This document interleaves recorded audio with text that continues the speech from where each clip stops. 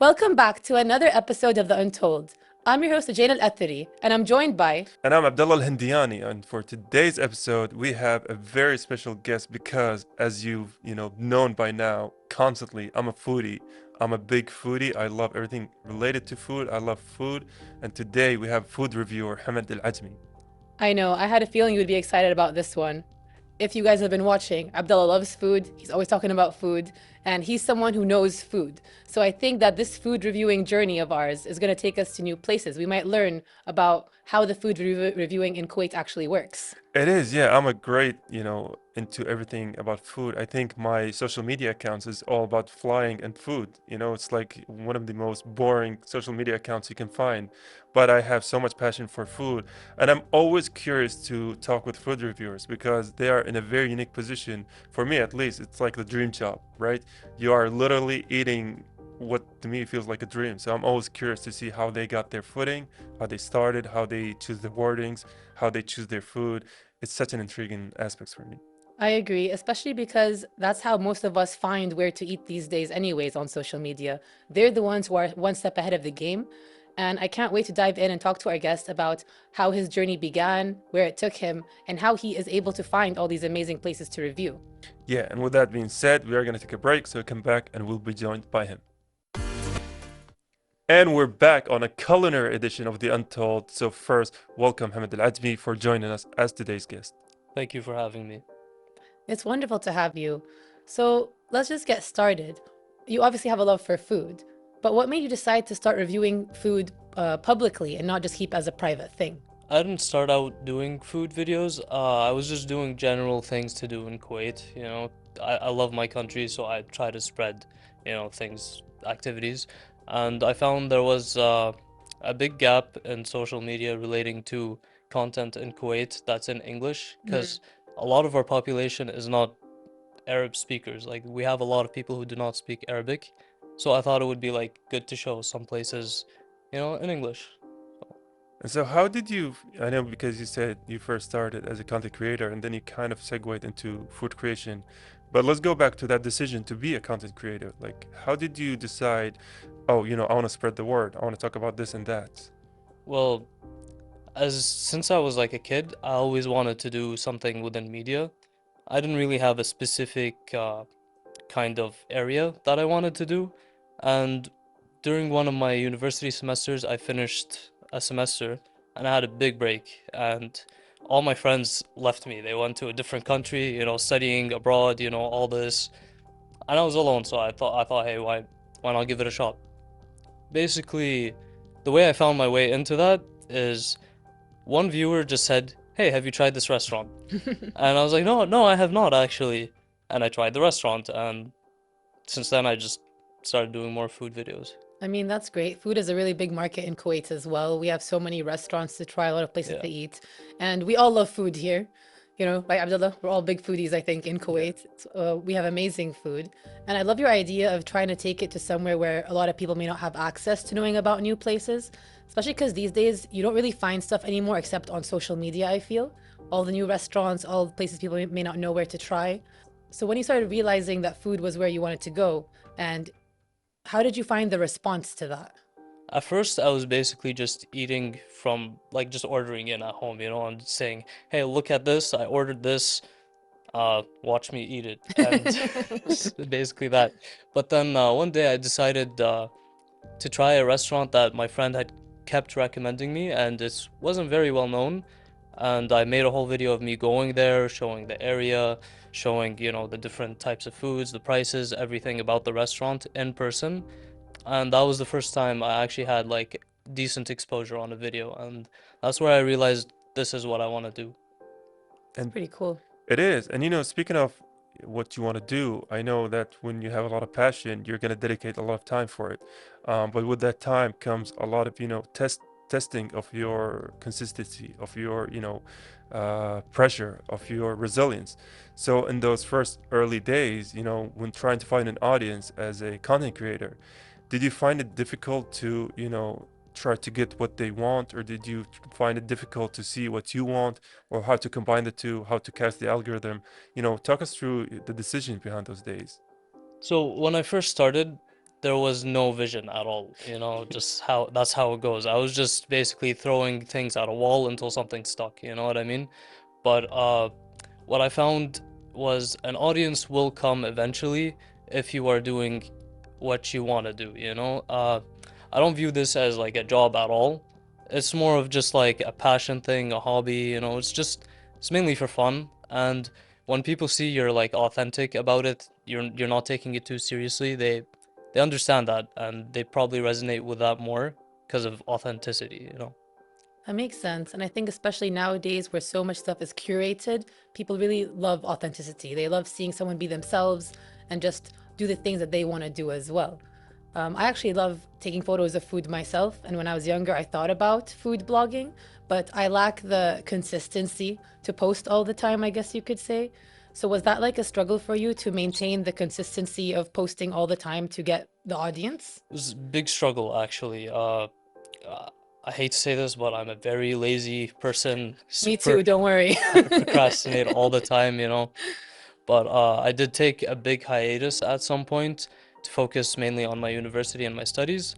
But it's been lightening up right now, so I took that as an opportunity to get back into it, and it's still as fresh as it was when I first started. I still enjoy it as much. Well, It's just really fun. it's great that you enjoy it. I think that makes a big difference in these kind of things. Yeah, and honestly, I think food, for me at least, is something you'll never get bored of. So you found something, for me, Always something new. yeah, you True. you found something you can enjoy for the rest of your life. There's always going to be delicious food. Like for me personally, a good shawarma tastes good now, tastes good tomorrow, it's going to Yeah, taste good a week after later. So kudos to you for finding that. thank And you. speaking of which, how do you find the places to review? How do you find the food to review? Because I know there's a lot of pressure for you to find the thing that not a lot of people are talking about, that food that not a lot of people discuss. So how do you come to that decision? When I first started, and I basically didn't really have an audience, I would ask just friends, what's your favorite restaurant that nobody knows about, or what's something that's just local in your place? What's your favorite restaurant since you were a kid that's still there? That type of stuff. But after a while, where I started getting an audience, I could post a story and just say, "Give me a restaurant to try that's not very well known," and basically that. I usually get my ideas from other people, like where to go, but sometimes even I'll be on Instagram or any social media, and I just get a random video of a restaurant just starting up, and I follow them just to see if I should go there or not. Yeah, I think a lot of stuff does spread through word of mouth as well, at least in the Yeah. very beginning, until people like you find them and then post about them and they become spread out more online, people can try them. So do you usually go for places that people have never tried, or do you sometimes review places that are also well known already?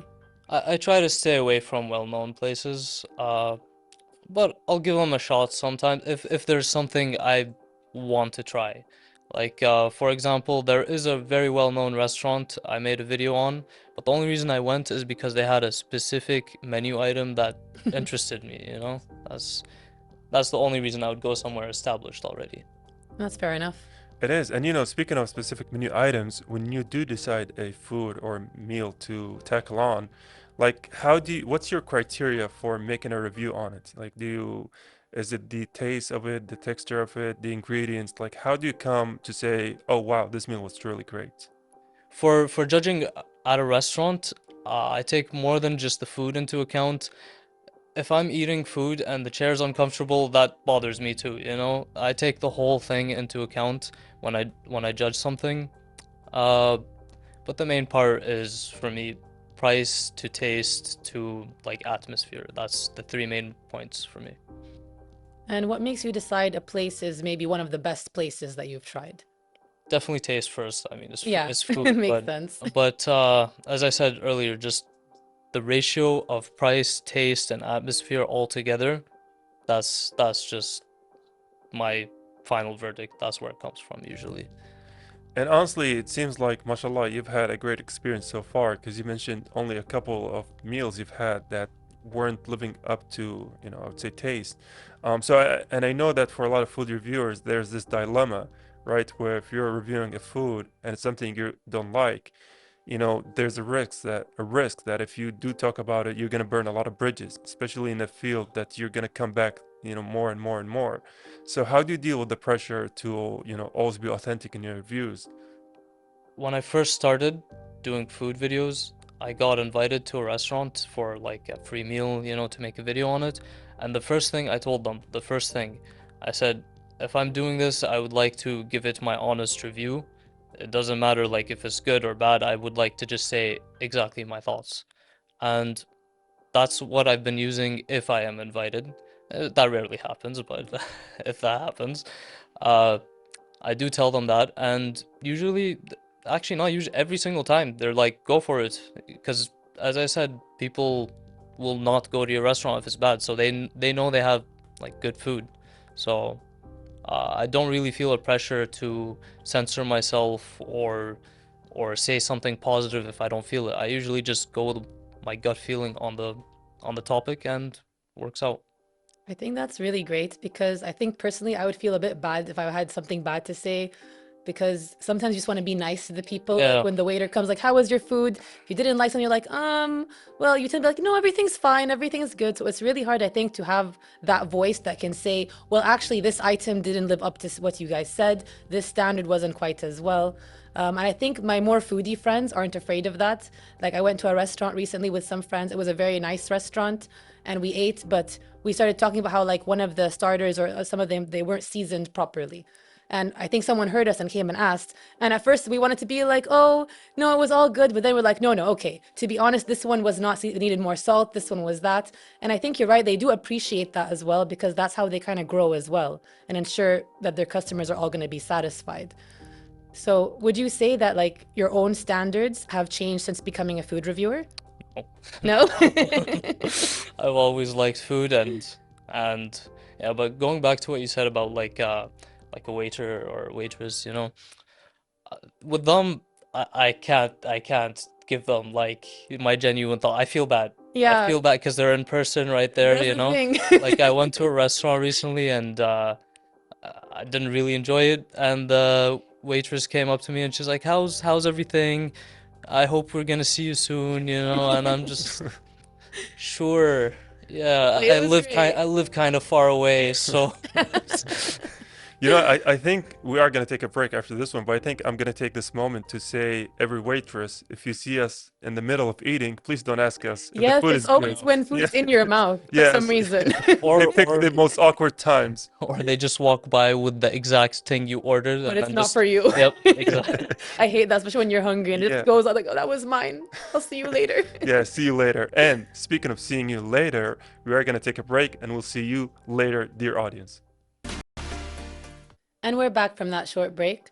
So we were just talking about the restaurant experience and how sometimes it's a bit hard to tell the waiter if your food isn't as good, but in general, you do try to be as honest and authentic in your reviews as possible.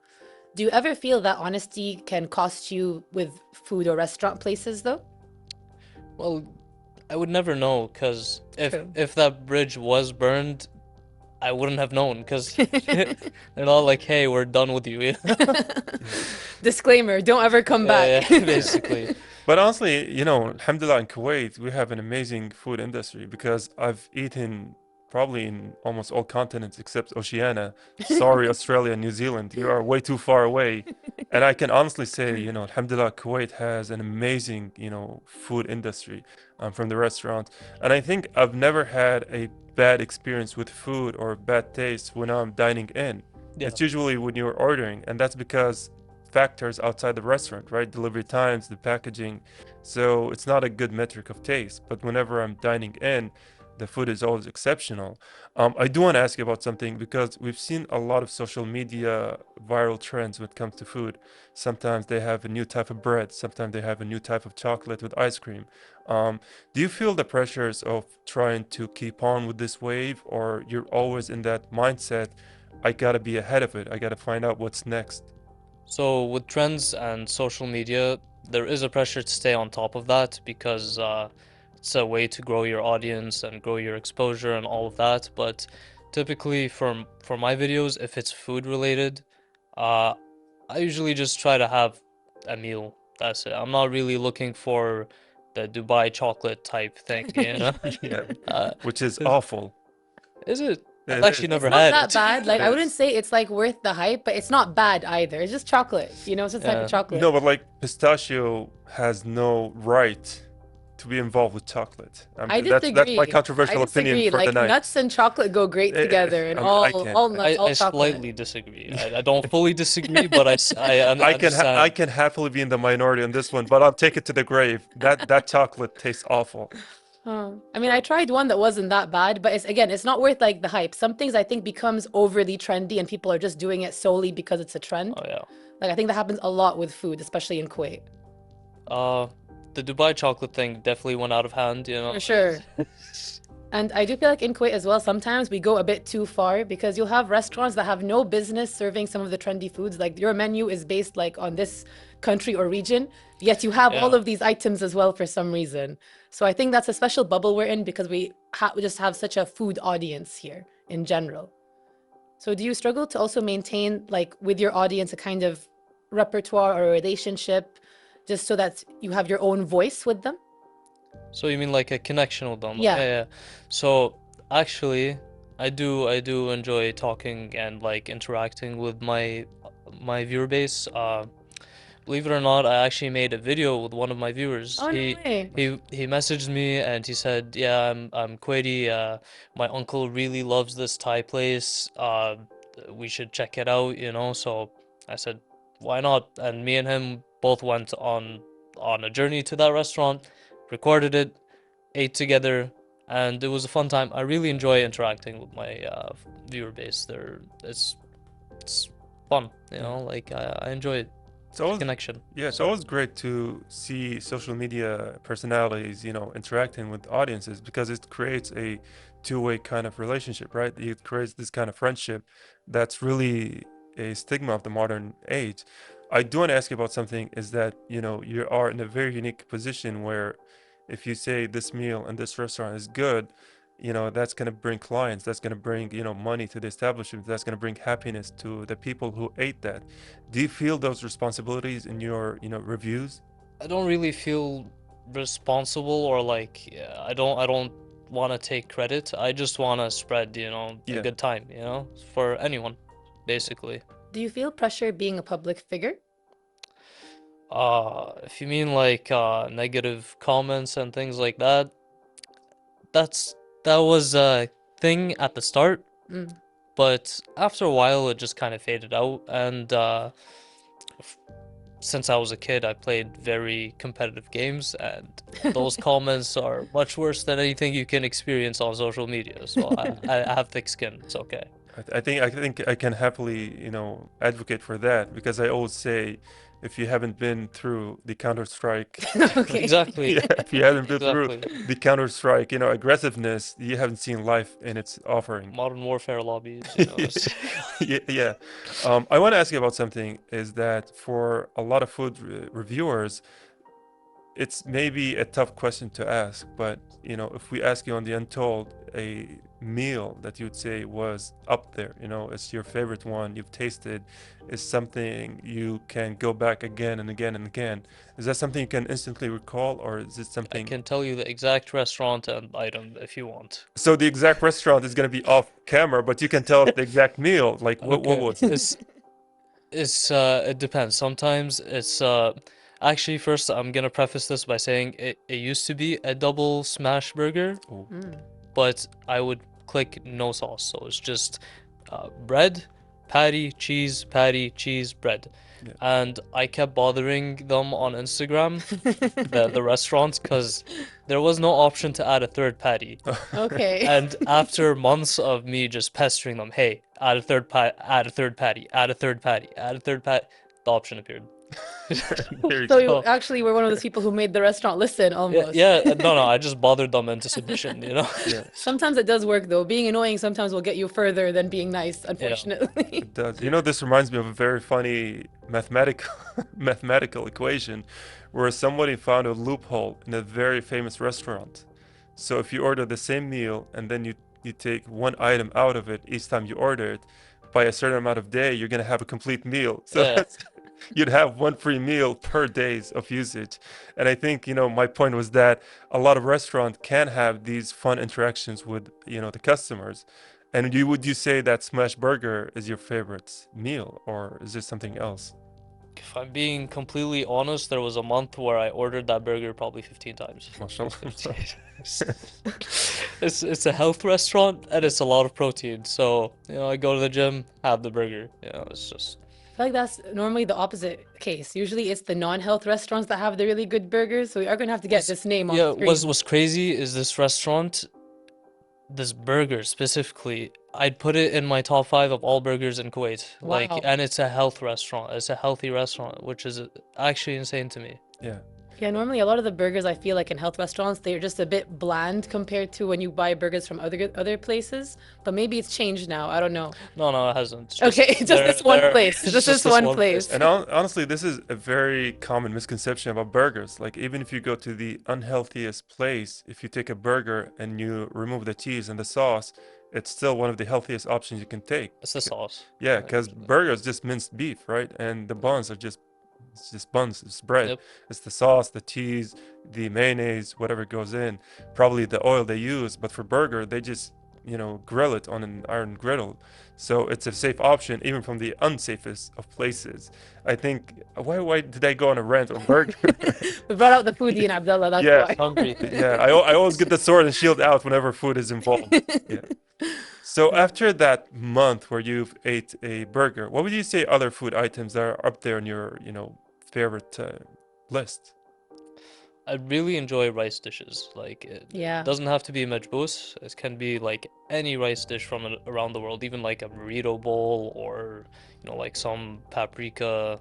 It doesn't matter. If it has rice, I'm on board, basically. I agree. I think rice is one of like the MVPs of food in general. Like you can't go wrong with rice and some kind of meat and like some sauce. Always good. And like that's the healthier sauce as well, usually, like daqus or something or whatever they put with it. Always such a great option. It is, I do want to say one thing I will not eat for personal enjoyment is this might get me a lot of, seafood in general. Seafood. I mean, I'm there with you. I Thank you. can stomach seafood. Thank you. It's just every time I tell someone fish, I can't. It's too fishy, I know what you mean by the too fishy because I actually like fish unless it has that fishy taste, if that makes sense. White fish is okay. Crustaceans, I love crabs and lobster, but also except shrimp. Shrimp texture just throws me off. Yeah. It's just Shrimp only if it's like I can't like people want to order seafood. I have to eat seafood fresh or not at all. I don't want it delivered in any sense because I feel like if it's not fresh, it's not going to be good or correct. I don't know. But honestly, for me, the reason why I stay away from fish is not because of the taste, because a lot of fish can taste good, sea bass and salmon, everything. It's psychological reasons for me, because when I was a child, twice I got, stuck with the bones. And then as I grew up, I was like, if there's a 50% chance you're gonna die eating something, I'd rather let that stay in the ocean, have your fun time. So that's why I stay away from fish. my sibling one time choked on a piece of popcorn and didn't eat God. popcorn for like 10 years. So Oh, wow. yeah. I feel like popcorn makes sense because it always gets stuck in your teeth sometimes, that like kernel or something. But yeah, I guess food is just an interesting one that way. Like everyone is different. I know someone who will only eat seafood, but she won't eat like chicken or meat or anything at all. Yeah. So that's all she'll eat. I mean, I'll still eat it. Like, don't get me wrong. I will still eat it, and it does taste good sometimes. But like, I usually won't go out of my way for it. Like, I'm the same. I think I like fried seafood more. Like if I'm having like fried shrimps or fish and chips, or if I'm going to an Asian place, sometimes it does a lot with better. soy sauce, Yeah. I'm on board. Like some sushi is a bit different, but I'm with you guys on the fishy taste. In general, I always try to avoid a lot of seafood, even though it's really good for us, apparently. Like it's one of the best things we could eat. Just take omega-6 and you'll. I actually, when I first started my diet a few years ago, I was actually kind of a big guy. I tried to do, salmon for lunch every day, and I cooked salmon for myself. And on the 5th day, I just could not. I could not even smell it. Like salmon, salam alaikum, goodbye. Yeah. Oh, I want to ask you about something because as a food reviewer, if you're reviewing something, a food that you really like. So let's say if you're reviewing, burgers, and if you're reviewing seafood, you know, do you take a lot of your personal preference into the equation, or you try to stay as neutral to the taste as you can? Well, basically, I did say that I wouldn't go out of my way personally, but I could still enjoy it, you know? Yeah. My rating comes, or my review of a food or anything comes down straight to whether I personally enjoyed that. I can't eat like fish and hate fish and then say, "Oh, that's great. Yeah. You should try it." I can't do that. So if I enjoy something, I will let everyone know I enjoyed it. And if I didn't, not. Honestly, that's really good to hear. And I love that you're being honest and authentic about it, because I think there are people online who will fake being interested in stuff just for like endorsements or for popularity. But it should be the case that if you don't like something, maybe don't eat it, because then you won't be able to give a good review about it. So I think the way that you're doing things is amazing. I love that you're being yourself. I love that you're spreading the word to people who may not have had access to this kind of stuff. And I hope you get to keep doing it, because you seem to really enjoy it. Yeah. Yeah. And I just want to say thank you for coming on the Untold today. Thank you for having me, actually. I was really looking forward to this because I've never actually been on a podcast or a set type thing. This is all new to me. And Well, this is new to us as well, so we're happy to share that Oh. experience to you as well. Yeah. But we are going to go on a short break. But again, thank you for joining us. And I hope you guys will stay tuned for a bit. And that's all we had for today's episode with Muhammed Alajmi. And honestly, I had a great time talking to him about food and all the wonderful things it encompasses. Yeah, honestly, I know in the episode he mentioned one of the favorite restaurants where we had meal, and I gotta say kudos to him because that is an absolutely delicious restaurant. I actually never tried it. Yeah. You guys should go on his Instagram and find out maybe about where this burger place comes from. But Yeah. I do think in general, the way he described his process makes sense. He just loves it. So when you love something, I think it's always easier to make a job or a living out of it. Yeah, and I love how he highlighted how he started making content, you know, just showcasing what Kuwait has to offer. And then he naturally segued into food when he saw that he was really liking that. He really loved food and sharing his, you know, feelings and opinions about food to other people. It's very, for me personally, it's very admirable when I see someone knowing what they want and actually pursuing it. I agree. I also loved hearing that he's honest about things and is himself whenever he goes and does it, because it can be hard to leave reviews, I feel, because you are affecting the livelihood of a certain restaurant or place. But he said that no matter what, he always will give his honest opinion. And I think that's what makes him stand out from other people who might want to do this. Yeah, and very well said, Lujane. Talking about food has made me hungry. I know there are some tikkalumi waiting for me. So with that, I'm gonna wrap today's episode.